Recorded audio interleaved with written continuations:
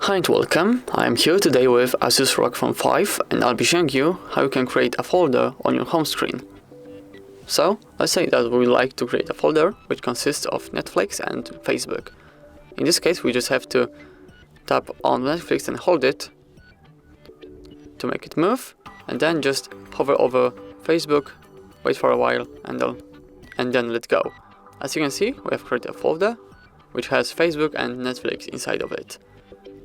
Again, let's take Facebook out of this folder and let's move them here so they are more visible.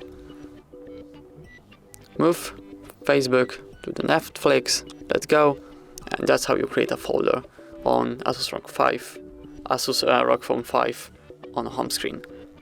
Thank you so much for watching, please leave a like on this video and subscribe to our YouTube channel for more videos like this. Goodbye.